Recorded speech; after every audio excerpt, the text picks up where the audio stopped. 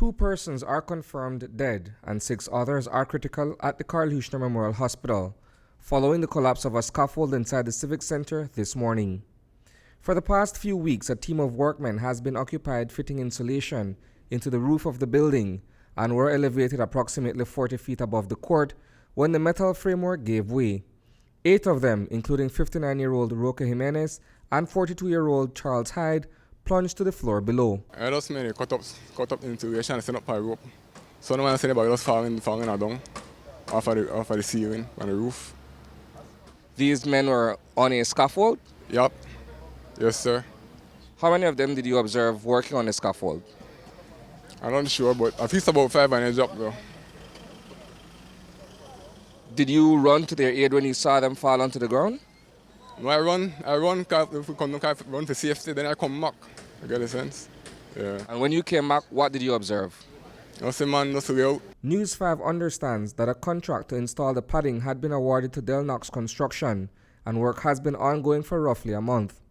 A laborer who had just taken a short break told us what he saw upon returning to work. All I could tell her, we made work up there with a wireman, and we pack installation and thing for we and then like I come down for 5 minutes to go to the shop for go buy and leave water and leave cigarette and thing, and by the time I come back I get the story that several people drop off at the scaffold. What was the immediate response in terms of either calling for the ambulance or calling for the police, or what happened immediately afterwards? Well, what happened immediately afterwards, well, we try to get an injured person and we try put them in some truck and try to rush in a hospital. Because the ambulance, ambulance take long for come. Describe to me, to the best of your ability, the extent of the injuries in terms of the persons you saw who were hurt. Well, the way I see it, several persons get injured, broken ribs, probably dead, busted and anything up there. Give me an idea more or less how high the scaffold is, or how high the ceiling is where you guys were working. Like about 50 feet up. And these are metal scaffolds, wooden scaffolds? Yeah, metal scaffold built with some board scaffolds above it with plywood. According to Irvin Jones, who witnessed the mishap from the ground below, he observed Jimenez with massive head and body injuries. I also boy, I don't remember what his name. Just see if his whole skull like you come off him, you know. You get the sense?